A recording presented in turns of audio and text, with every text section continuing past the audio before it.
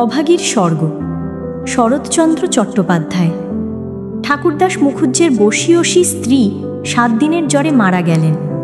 বৃদ্ধ মুখোপাধ্যায় মহাশয় ধানের কারবারে অতিশয় সঙ্গতিপন্ন। তার 4 ছেলে, 3 মেয়ে। ছেলে মেয়েদের ছেলে পুলে হইয়াছে। জামাইরা, প্রতিবেশীর দল, চাকর বাকর, সে যেন একটা উৎসব বাঁধিয়া গেল। সমস্ত গ্রামের লোক ধুমধামে শবযাত্রা ভিড় করিয়া দেখিতে আসিল। মেয়েরা কাঁদিতে কাঁদিতে মায়ের 2 পায়ে গাঢ় করিয়া আলতা এবং মাথায় ঘন করিয়া সিঁদুর লেপিয়া দিল। বধূরা ললাট চন্দনে চর্চিত করিয়া বহুমূল্য বস্ত্রে শাশুড়ির দেহ আচ্ছাদিত করিয়া দিয়া আঁচল দিয়া তাহার শেষ পদধূলি মুছাইয়া লইল। পুষ্পে, পত্রে, গন্ধে, মাল্যে, কলরবে মনে হইল না এ কোনো শোকের ব্যাপার। এ যেন বড় বাড়ির গৃহিণী 50 বর্ষ পরে আর একবার নতুন করিয়া তাহার স্বামী গৃহে যাত্রা করিতেছেন। বৃদ্ধ মুখোপাধ্যায় শান্ত মুখে তাহার চিরদিনের সঙ্গিনীকে শেষ বিদায় দিয়া অলক্ষ্যে 2 ফোঁটা চোখের জল মুছিয়া শোকার্থ কন্যা ও বধূগণকে সান্ত্বনা দিতে লাগিলেন। প্রবল হরিধ্বনিতে প্রভাত আকাশ আলোড়িত করিয়া সমস্ত গ্রাম সঙ্গে সঙ্গে চলিল। আর একটি প্রাণী একটু দূরে থাকিয়া এই দলের সঙ্গী হইল। সে কাঙালির মা। সে তাহার কুটির প্রাঙ্গণে গোটা কয়েক বেগুন তুলিয়া এই পথে হাঁটে চলিয়াছিল। এই দৃশ্য দেখিয়া আর নড়িতে পারিল না। রহিল তাহার হাটে যাওয়া, রহিল তাহার আঁচলে বেগুন বাঁধা। সে চোখের জল মুছিতে মুছিতে সকলের পিছনে শ্মশানে আসিয়া উপস্থিত হইল। গ্রামের একান্তে গরুর নদীর তীরে শ্মশান। সেখানে পূর্বাহ্নেই কাঠের ভার, চন্দনের টুকরা, ঘৃত, মধু, ধূপ, ধূনা প্রভৃতি উপকরণ সঞ্চিত হইয়াছিল। কাঙালির মা ছোট জাত, দুলের মেয়ে বলিয়া কাছে যাইতে সাহস পাইল না। তফাতে একটা উঁচু ঢিপির মধ্যে দাঁড়াইলা সমস্ত অন্ত্যেষ্টিক্রিয়া প্রথম হইতে শেষ পর্যন্ত উৎসুক আগ্রহে চোখ মেলিয়া দেখিতে লাগিল। প্রশস্ত ও পর্যাপ্ত চিতার পরে যখন সব স্থাপিত করা হইল, তখন তাহার রাঙা পা দুখানি দেখিয়া তাহার 2 চক্ষু জুড়াইয়া গেল। ইচ্ছে হইল ছুটিয়া গিয়া 1 বিন্দু আলতা মুছাইয়া লইয়া মাথায় দেয়।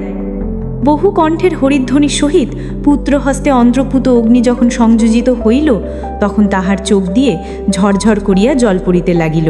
মনে মনে বারংবার বলিতে লাগিল, ভাগ্যিমানী মা, তুমি স্বর্গে যাচ্ছ, আমাকেও আশীর্বাদ করে যাও, আমিও যেন এমনি কাঙালির হাতের আগুনটুকু পাই। ছিলের হাতের আগুন, সে তো সোজা কথা নয়। স্বামী, পুত্র, কন্যা, নাতি নাতনি, দাস দাসী, পরিজন সমস্ত সংসার উজ্জ্বল রাখিয়া এই যে স্বর্গারোহণ দেখিয়া তাহার বুক ফুলিয়া ফুলিয়া উঠিতে লাগিল। এ সৌভাগ্যের সে যেন আর ইয়ত্তা করিতে পারিল না। সদ্য প্রজ্বলিত চিতার অজস্র ধোঁয়া নীল রঙের ছায়া ফেলিয়া ঘুরিয়া ঘুরিয়া আকাশে উঠিতেছিল। কাঙালির মা ইহারই মধ্যে ছোট একখানি রথের চেহারা যেন স্পষ্ট দেখিতে পাইল। গায়ে তাহার কথনা ছবি আঁকা, চূড়ায় তাহার কথনা লতাপাতা জড়ানো। ভিতরে কে যেন বসিয়া আছে, মুখ তাহার চেনা যায় না, কিন্তু সিথায় তাহার সিঁদুরের রেখা, পদতল 2টি আলতায় রাঙানো। ঊর্ধ্ব দৃষ্টে চাহিয়া কাঙালির মায়ের 2 চোখে অশ্রুর ধারা বহিতেছিল। এমন সময় একটি বছর 14-15 ছেলে তাহার আঁচলে টান দিয়া কহিল, হেতাই তুই দাঁড়িয়ে আছিস মা, ভাত রাঁধবি নে? মা চমকিয়া ফিরিয়া চাহিয়া কহিল, রাঁধব কন রে? হঠাৎ উপরে অঙ্গুলি নির্দেশ করিয়া ব্যগ্রস্বরে কহিল, দেখ দেখ বাবা, বামুন মা ওই রথে চড়ে স্বর্গে যাচ্ছে। ছেলে বিস্ময়ে মুখ তুলিয়া কহিল, কই? ক্ষণকাল নিরীক্ষণ করিয়া শেষে বলিল, তুই খেপেছিস, ও তো ধোঁয়া। রাগ করিয়া কহিল, বেলা 2 বাজে, আমার খিদে পায় না বুঝি? এবং সঙ্গে সঙ্গে মায়ের চোখে জল লক্ষ্য করিয়া বলিল, বামুনদের গিন্নি মরছে, তুই কেন কেঁদে মরিস মা? কাঙালির মার এতক্ষণে হুঁশ হইল। পরের জন্য শ্মশানে দাঁড়িয়া এইভাবে অস্ত্রপাত করায় সে মনে মনে লজ্জা পাইল। এমনকি ছেলের অকল্যাণের আশঙ্কায় মুহূর্তে চোখ মুছিয়া ফেলিয়ে একটুখানি হাসিবার চেষ্টা করিয়া বলিল, কাঁদব কিসের জন্য রে? চোখে ধোঁয়া লেগেছে বইতো নয়? হ্যাঁ, ধোঁয়া লেগেছে বইতো না, তুই কাটতেছিলি? মা আর প্রতিবাদ করিল না। ছেলের হাত ধরিয়া ঘাটে নামিয়া নিজেও স্নান করিল, কাঙালিকেও স্নান করাইয়া ঘরে ফিরিল। শ্মশান সৎকারের শেষটুকু দেখা আর তার ভাগ্যে ঘটিল না। তাহার সেই কাঙালি বড় হইয়া আজ 15 পা দিয়েছে, সবেমাত্র বেতের কাজ শিখিতে আরম্ভ করিয়াছে। অভাগীর আশা হইয়াছে আরও বছরখানিক তাহার অভাগ্যের সহিত যুঝিতে পারিলে দুঃখ ঘুচিবে। এই দুঃখ যে কি, যিনি দিয়েছেন তিনি ছাড়া আর কেহই জানে না। কাঙালি পুকুর হইতে আঁচাইয়া আসিয়া দেখিল, তার পাতের ভুক্তবশেষ মা একটা মাটির পাত্রে ঢাকিয়া রাখিতেছে। আশ্চর্য হইয়া জিজ্ঞাসা করিল, তুই খেলি নে মা? বেলা গড়িয়ে গেছে বাবা, এখন আর খিদে নেই। ছেলে বিশ্বাস করিল না, বলিল, না খিদে নেই বই কি, কো দেখি তোর হাঁড়ি। এই ছলনায় বহুদিন কাঙালির মা কাঙালিকে ফাঁকি দিয়ে আসিয়াছে। সে হাঁড়ি দেখিয়া তবে ছাড়িল। তাহাতে আর একজনের মতো ভাত ছিল। তখন সে প্রসন্ন মুখে মায়ের কোলে গিয়া বসিল। এই বয়সের ছেলে সচরাচর এরূপ করে না, কিন্তু শিশুকাল হইতে বহুকাল যাবৎ সে রুগ্ন ছিল বলিয়া মায়ের ক্রোড় ছাড়িয়া বাহিরের সঙ্গী সাথীদের সহিত মিশিবার সুযোগ পায় নাই। এইখানে বসিয়াই তাহাকে খেলাধুলার স্বাদ মিটাইতে হইয়াছে। এক হাতে গলা জড়াইয়া মুখের ওপর মুখ রাখিয়াই কাঙালি চকিত হইয়া কহিল, মা, তোর গা যে গরম, কেন তুই অমন রোদে দাঁড়িয়ে মরা পোড়ানো দেখতে গেলে? কেন আবার নিয়ে এলি? মরা পোড়ানো কি তুই? মা শশব্যস্তে ছেলের মুখে হাত চাপা দিয়া কহিল, ছি বাবা, মরা পোড়ানো বলতে নেই, পাপ হয়। সতী লক্ষ্যে মা ঠাকুরুন রথে করে স্বর্গে গেলেন। ছেলে সন্দেহ করিয়া কহিল, তোর এক কথা মা, রথে চড়ে কেউ নাকি আবার স্বর্গে যায়? মা বলিল, আমি যে চোখে দেখনু কাঙালি, বামুন মা রথের উপরে বসে, তেনার রাঙা পা দুখানি যে সবাই চোখ মেলে দেখলে রে। সবাই দেখলে? সব্বাই দেখলে। কাঙালি মায়ের বুকে ঠেস দিয়া বসিয়া ভাবিতে লাগিল। মাকে বিশ্বাস করাই তাহার অভ্যেস, বিশ্বাস করিতেই সে শিশুকাল হইতে শিক্ষা করিয়াছে। সেই মা যখন বলিতেছে সবাই চোখ মেলিয়া এত বড় ব্যাপার দেখিয়াছে, তখন অবিশ্বাস করিবার আর কিছু নাই। খানিক পরে আস্তে আস্তে কহিল, তাহলে তুইও তে মা স্বর্গে যাবি? বিন্দির মা সেদিন রাখালের পিসিকে বলতেছিল, ক্যাংলার মার মতো সতীলক্ষ্মী আর দুলেপাড়ায় নেই। কাঙালির মা চুপ করিয়া রহিল। কাঙালি তেমনি ধীরে ধীরে কহিতে লাগিল, বাবা যখন তোরে ছেড়ে দিলে, তখন তোরে কত লোকেতে নিকে করতে সাদাসাদি করলে, কিন্তু তুই বললি না, বললি ক্যাঙালি বাঁচলে আমার দুঃখ ঘুচবে, আবার নিকে করতে যাব কিসের জন্যে?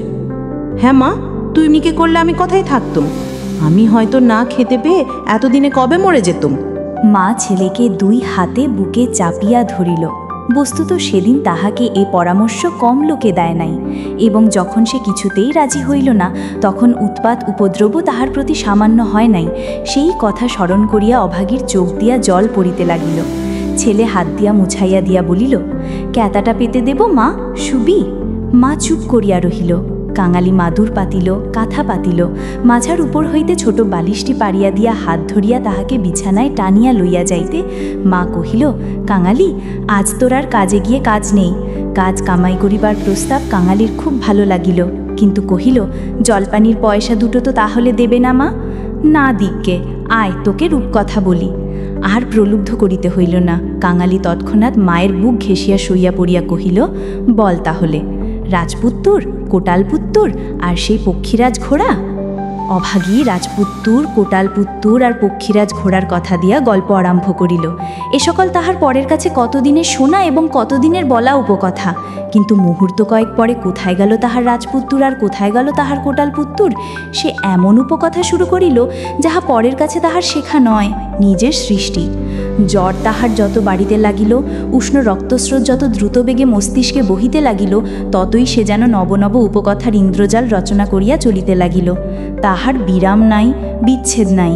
কাঙালির স্বল্প দেহ বারবার রোমাঞ্চিত হইতে লাগিল। ভয়ে বিস্ময়ে পুলকে সে সজোরে মায়ের গলা জড়িয়া তাহার বুকের মধ্যে যেন মিশিয়া যাইতে চাহিল। বাহিরে বেলা শেষ হইল, সূর্য অস্ত গেল। সন্ধ্যার স্নান ছায়া গাঢ়তর হইয়া চরাচর ব্যাপ্ত করিল, কিন্তু ঘরের মধ্যে আজ আর দীপ জ্বলিল না। গৃহস্থের শেষ কর্তব্য সমাধা করিতে কেহ উঠিল না। নিবিড় অন্ধকারে কেবল রুগ্ন মাতার অবাধ গুঞ্জন নিস্তব্ধ পুত্রের কর্ণে সুধাবর্ষণ করিয়া চলিতে লাগিল। সে সেই শ্মশান ও শ্মশানযাত্রার কাহিনী, সেই রথ, সেই রাঙা পাটি, সেই তার স্বর্গে যাওয়া। কেমন করিয়া শোকার্ত স্বামী শেষ পদধূলি দিয়া কাঁদিয়া বিদায় দিলেন, কি করিয়া হরিধ্বনি দিয়া ছেলেরা মাতাকে বহন করিয়া লইয়া গেল। তারপরে সন্তানের হাতের আগুন, সে আগুন তো আগুন নয় কাঙালি, সে তো হরি। তার আকাশ জুড়া ধুঁয়ো তো ধুঁয়ো নয় বাবা, সেই তো স্বর্গের রথ। কাঙালি চরণ বাবা আমার, কি মা, তোর হাতের আগুন যদি পাই বাবা, বামুন মার মতো আমিও স্বর্গে যেতে পাবো। কাঙালি অস্ফুটে শুধু কহিল, যা, বলতে নেই। মা সে কথা বোধ করি শুনিতেই পাইল না। তপ্ত নিঃশ্বাস ফেলিয়া বলিতে লাগিল, ছোট জাত বলে তখন কিন্তু কেউ ঘেন্না করতে পারবে না, দুঃখী বলে কেউ ঠেকিয়ে রাখতে পারবে না। ইস, ছেলের হাতের আগুন, রথকে যে আসতেই হবে। ছেলে মুখের উপর মুখ রাখিয়া ভগ্নকণ্ঠে কহিল, বলিস নে মা, বলিস নে, আমার বড্ড ভয় করে। মা কহিল, আর দেখ কাঙালি, তোর বাবাকে একবার ধরে আনবি। অমনি যেন পায়ের ধুলো মাথায় দিয়ে আমাকে বিদায় দেয়, অমনি পায়ে আলতা, মাথায় সিঁদুর দিয়ে। কিন্তু কে বা দেবে? তুই দিবি না রে কাঙালি? তুই আমার ছেলে, তুই আমার মেয়ে, তুই আমার সব। বলিতে বলিতে সে ছেলেকে একেবারে বুকে চাপিয়া ধরিল। অভাগীর জীবননাট্যের শেষ অঙ্ক পরিসমাপ্ত হইতে চলিল। বিস্তৃতি বেশি নয়, সামান্যই। বোধ করি ৩০টা বৎসর আজও পার হইয়াছে কি হয় নাই। শেষও হইল তেমনি সামান্যভাবে। গ্রামে কবিরাজ ছিল না, ভিন্ন গ্রামে তাহার বাস। কাঙালি গিয়া কাঁদাকাটি করিল, হাতে পায়ে পড়িল। শেষে ঘটি বাঁধা দিয়া তাহাকে ১ টাকা প্রণামী দিল। তিনি আসিলেন না, গোটা চারেক বড়ি দিলেন। তাহার কত কি আয়োজন! খল, মধু, আদার সত্ত্ব, তুলসী পাতার রস। কাঙালির মা ছেলের প্রতি রাগ করিয়া বলিল, কেন তুই আমাকে না বলে ঘটি বাঁধা দিতে গেলি বাবা? হাত পাতিয়া বড়ি কয়টি গ্রহণ করিয়া মাথায় ঠেকাইয়া উনুনে ফেলিয়া দিয়া কহিল, ভালো হইতো এতেই হব। বাগদি দুলের ঘরে কেউ কখনো ওষুধ খেয়ে বাঁচে না। দিন ২-৩ এমনি গেল। প্রতিবেশীরা খবর পাইয়া দেখিতে আসিল। যে যাহা মুষ্টিযোগ জানিত, হরিণের শিং ঘষা জল, গেটে করি পুড়াইয়া মধুতে মারিয়া চাটাইয়া দেওয়া ইত্যাদি অব্যর্থ ঔষধের সন্ধান দিয়া যে যাহার কাজে গেল। ছেলে মানুষ কাঙালি ব্যতিব্যস্ত হইয়া উঠিতে মা তাহাকে কাছে টানিয়া লইয়া কহিল, কবিরাজের বড়িতে কিছু হলো না বাবা, আর ওদের ওষুধে কাজ হবে? আমি এমনি ভালো হব। কাঙালি কাঁদিয়া কহিল, তুই বড়ি তো খেলি নে মা, উনুনে ফেলি দিলি, এমনি কি কেউ সারে? আমি এমনি সেরে যাব। তার চেয়ে তুই দুটো ভাতে ভাত ফুটিয়ে নিয়ে খা দেখি। আমি চেয়ে দেখি। কাঙালি এই প্রথম অপটু হস্তে ভাত রাঁধিতে প্রবৃত্ত হইল। না পারিল ফ্যান ঝাড়িতে, না পারিল ভালো করিয়া ভাত বাড়িতে। উনুন তাহার জ্বলে না, ভিতরে জল পড়িয়া ধোঁয়া হয়। ভাত ঢালিতে চারিদিকে ছড়াইয়া পড়ে। মায়ের চোখ ছলো ছলো করিয়া আসিল। নিজে একবার উঠিবার চেষ্টা করিল, কিন্তু মাথা সোজা করিতে পারিল না। শয্যায় লুটাইয়া পড়িল। খাওয়া হইয়া গেলে ছেলেকে কাছে লইয়া কি করিয়া কি করিতে হয় বিধিমতে উপদেশ দিতে গিয়া তাহার ক্ষীণ কণ্ঠ থামিয়া গেল। চোখ দিয়া কেবল অবিরল ধারায় জল পড়িতে লাগিল। গ্রামে ঈশ্বর নাপিত নারী দেখিতে জানিত। পরদিন সকালে সে হাত দেখিয়া তাহারই সম্মুখে মুখ গম্ভীর করিল, দীর্ঘশ্বাস ফেলিল এবং শেষে মাথা নাড়িয়া উঠিয়া গেল। কাঙালির মা ইহার অর্থ বুঝিল, কিন্তু তাহার ভয়ই হইল না। সকলে চলিয়া গেলে সে ছেলেকে কহিল, এইবার একবার তাকে ডেকে আনতে পারিস বাবা?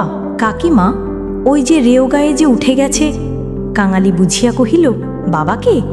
অভাগে চুপ করিয়া রহিল। কাঙালি বলিল, সে আসবে কেন মা? অভাগীর নিজেরই যথেষ্ট সন্দেহ ছিল, তথাপি আস্তে আস্তে কহিল, গিয়ে বলবি মা শুধু একটু তোমার পায়ের ধুলো চায়। সে তখনই যাইতে উদ্যত হইলে সে তাহার হাতটা ধরিয়া ফেলিয়া বলিল, একটু কাঁদাকাটা করিস বাবা, বলিস মা যাচ্ছে। একটু থামিয়া কহিল, ফেরবার পথে অমনি নাপতে বৌদির কাছ থেকে একটু আলতা চেয়ে আনিস কাঙালি। আমার নাম করলেই সে দেবে, আমাকে বড় ভালোবাসে। ভালো তাহাকে অনেকেই বাসিত। জ্বর হওয়া অবধি মায়ের মুখে সে এই কয়টা জিনিসের কথা এতবার এত রকম করিয়া শুনিয়াছে যে সে সেইখান হইতে কাঁদিতে কাঁদিতে যাত্রা করিল। পরদিন রসিক দইলে সময় মতো যখন আসিয়া উপস্থিত হইল, তখন অভাগীর আর বড় জ্ঞান নাই। মুখের পরে মরণের ছায়া পড়িয়াছে। চোখের দৃষ্টি এ সংসারের কাজ সারিয়া কোথায় কোন অজানা দেশে চলিয়া গেছে। কাঙালি কাঁদিয়া কহিল, মাগো, বাবা এসেছে, পায়ের ধুলো নেবে যে। মা হয়তো বুঝিল, হয়তো বুঝিল না, হয়তো বা তাহার গভীর সঞ্চিত বাসনা সংস্কারের মতো তাহার আচ্ছন্ন চেতনায় ঘা দিল। এই মৃত্যুপথযাত্রী তাহার অবশ বাহুখানি শয্যার বাহিরে বাড়াইয়া হাত পাতিল। রসিক হতবুদ্ধির মতো দাঁড়াইয়া রহিল। পৃথিবীতে তাহারও পায়ের ধুলোর প্রয়োজন আছে, ইহাও কেউ নাকি চাহিতে পারে, তাহা তাহার কল্পনার অতীত। বিন্দির পিসি দাঁড়াইয়াছিল। সে কহিল, দাও বাবা, দাও একটু পায়ের ধুলো। রসিক অগ্রসর হইয়া আসিল। জীবনে যেই স্ত্রীকে সে ভালোবাসা দেয় নাই, অসন বসন দেয় নাই, কোনো খোঁজ খবর করে নাই, মরণকালে তাহাকে সে শুধু একটু পায়ের ধুলা দিতে গিয়া কাঁদিয়া ফেলিল। রাখালের মা বলিল, এমন সতীলক্ষ্মী বামন গায়েতের ঘরে না জন্মে ও আমাদের দুলের ঘরে জন্মালে কেন? এইবার ওর একটু গতি করে দাও বাবা, ক্যাঙালার হাতের আগুনের লোভে ও যেন প্রাণটা দিলে। অভাগীর অভাগ্যের দেবতা অগোচরে বসিয়া কি ভাবিলেন জানি না। কিন্তু ছেলে মানুষ কাঙালির বুকে গিয়া এ কথা যেন তীরের মতো বিঁধিল। সেদিন দিনের বেলাটা কাটিল, প্রথম রাত্রিটা কাটিল, কিন্তু প্রভাতের জন্য কাঙালির মা আর অপেক্ষা করিতে পারিল না। কি জানি এত ছোট জাতির জন্য স্বর্গে রথের ব্যবস্থা আছে কি না, কিংবা অন্ধকারে পায়ে হাঁটিয়েই তাহাদের রৌণ হইতে হয়, কিন্তু এটা বোঝা গেল রাত্রি শেষ না হইতেই এই দুনিয়া সে ত্যাগ করিয়া গেছে। কুটির প্রাঙ্গণে একটা বেলগাছ, একটা কুরুর চাহিয়া আনিয়া রসিক তাহাতে ঘা দিয়েছে কি দেয় নাই, জমিদারের দারোয়ান কোথা হইতে ছুটিয়া আসিয়া তাহার গালে সশব্দে একটা চর কষাইয়া দিল। কুরুল কাড়িয়া লইয়া কহিল, শালা, এ কি তোর বাপের গাছ আছে যে কাটতে লেগেছিস? রসিক গালে হাত বুলাইতে লাগিল। কাঙালি কাঁদ কাঁদ হইয়া বলিল, বাহ, এ যে আমার মায়ের হাতে পোতা গাছ দারোয়ানজি, বাবাকে খামোখা তুমি মারলে কেন? হিন্দুস্তানি দারোয়ান তাহাকেও একটা অশ্রাব্য গালি দিয়া মারিতে গেল, কিন্তু সে নাকি তাহার জননীর মৃতদেহ স্পর্শ করিয়া বসিয়াছিল, তাই অসংচের ভয়ে তাহার গায়ে হাত দিল না। হাঁকাহাঁকিতে একটা ভিড় জমিয়া উঠিল। কেহে অস্বীকার করিল না যে বিনা অনুমতিতে রসিকের গাছ কাটিতে যাওয়াটা ভালো হয় নাই। তাহারাই আবার দারোয়ানজির হাতে পায়ে পড়িতে লাগিল। তিনি অনুগ্রহ করিয়া যেন একটা হুকুম দেন, কারণ অসুখের সময় যে কিহে দেখিতে আসিয়াছে কাঙালির মার তাহারই হাতে ধরিয়া তাহার শেষ অভিলাষ ব্যক্ত করিয়া গেছে। দারোয়ান ভুলিবার পাত্র নহে। সে হাত মুখ বাড়িয়া জানাইল এ সকল চালাকি তাহার কাছে খাটিবে না। জমিদার স্থানীয় লোক নহেন, গ্রামে তাহার একটা কাছারি আছে, গোমস্তা অধর রায় তাহার কর্তা। লোকগুলো যখন হিন্দুস্থানিটার কাছে ব্যর্থ অনুনয় বিনয় করিতে লাগিল, কাঙালি ঊর্ধ্বশ্বাসে দৌড়িয়া একেবারে কাছারি বাড়িতে আসিয়া উপস্থিত হইল। সে লোকের মুখে মুখে শুনিয়াছিল পিয়াদারা ঘুষ লয়। তাহার নিশ্চয় বিশ্বাস হইল অত বড় অসঙ্গত অত্যাচারের কথা যদি কর্তার গোচর করিতে পারে তো ইহার প্রতিবিধান না হইয়াই পারে না। হায় রে অনভিজ্ঞ! বাংলাদেশের জমিদারও তাহার কর্মচারীকে সে চিনিত না। সদ্য মাতৃহীন বালক শোকে ও উত্তেজনায় উদ্ভ্রান্ত হইয়া একেবারে উপরে উঠিয়া আসিয়াছিল। অধর রায় সেইমাত্র সন্ধান্নেক ও যৎ সামান্য জলযোগান্তে বাহিরে আসিয়াছিলেন। বিস্মিত ও ক্রুদ্ধ হইয়া কহিলেন, কে রে? আমি কাঙালি, দারোয়ানজি আমার বাবাকে মেরেছে। বেশ করেছে, হারামজাদা, খাজনা দেয়নি বুঝি? কাঙালি কহিল, না বাবু মশাই, বাবা গাছ কাটতেছিল, আমার মা মরেছে। বলিতে বলিতে সে কান্না আর চাপিতে পারিল না। এই কান্নাকাটিতে অধর অত্যন্ত বিরক্ত হইলেন। ছোঁড়াটা মরা ছুঁয়ে আসিয়াছে, কি জানি এখানকার কিছু ছুঁয়ে ফেলিল নাকি। ধমক দিয়া বলিলেন, মা মরেছে তো, যার নিচে নেমে দাঁড়া। ওরে কে আছিস রে? এখানে একটু গোবর জল ছড়িয়ে দে। কি জাতের ছেলে তুই? কাঙালি সভয়ে প্রাঙ্গণে নামিয়া দাঁড়াইয়া কহিল, আমরা দুলে। অধর কহিলেন, দুলে? দুলের মরার কাঠ কি হবে শুনি? কাঙালি বলিল, মা যে আমাকে আগুন দিতে বলে গেছে। তুমি জিজ্ঞেস করো না বাবু মশাই, মা যে সবাইকে বলে গেছে, সকলে শুনেছে যে। মায়ের কথা বলিতে গিয়া তাহার অনুক্ষণে সমস্ত অনুরোধ উপরোধ মুহূর্তে স্মরণ হইয়া কণ্ঠ যেন তাহার কান্নায় ফাটিয়া পড়িতে চাহিল। অধর কহিলেন, মাকে পোড়াবি তো? গাছের দাম 5টা টাকা আনগে, পারবি? কাঙালি জানিত তাহা অসম্ভব। তাহার উত্তরীয় কিনিবার মূল্যস্বরূপ তাহার ভাত খাইবার পিতলের কাশিটি বিন্দির পিসি একটি টাকায় বাঁধা দিতে গিয়াছে সে চোখে দেখিয়া আসিয়াছে। সে ঘাড় নাড়িল, বলিল, না।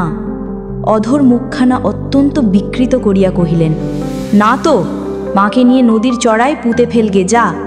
কার বাবার গাছে তোর বাপ কুরুল ঠেকাতে যায়? পাজি, হতভাগা, নচ্ছার। কাঙালি বলিল, সে যে আমাদের উঠানের গাছ বাবু মশাই, সে যে আমার মায়ের হাতে পোঁতা গাছ। হাতে পোঁতা গাছ? পাড়ে, বেটাকে গলা ধাক্কা দিয়ে বার করে দে তো। পাড়ে আসিয়া গলা ধাক্কা দিল এবং এমন কথা উচ্চারণ করিল যাহা কেবল জমিদারের কর্মচারীরাই পারে। কাঙালি ধুলা ঝাড়িয়া উঠিয়া দাঁড়াইল, তারপরে ধীরে ধীরে বাহির হইয়া গেল। কেন সে যে মার খাইল, কি তাহার অপরাধ, ছেলেটা ভাবিয়াই পাইল না। গুমস্তার নির্বিকার চিত্তে দাগ পর্যন্ত পড়িল না। পড়িলে এ চাকরি তাহার জুটিত না। করিলেন, পরেশ, দেখ তো হে, এ ব্যাটার খাজনা বাকি পড়েছে কি না। থাকে তো জালটাল কিছু একটা কেড়ে এনে যেন রেখে দেয়, হারামজাদা পালাতে পারে। মুখুজ্জে বাড়িতে শ্রাদ্ধের দিন, মাঝে কেবল একটা দিন মাত্র বাকি। সমারোহের আয়োজন গৃহিণীর উপযুক্ত করিয়াই হইতেছে। বৃদ্ধ ঠাকুরদাস নিজে তত্ত্বাবধান করিয়া ফিরিতেছিলেন। কাঙালি আসিয়া তাহার সম্মুখে দাঁড়াইল, কহিল, ঠাকুরমশাই, আমার মা মরে গেছে। তুই কে? কি চাস তুই? আমি কাঙালি, মা বলে গেছে তেনাকে আগুন দিতে।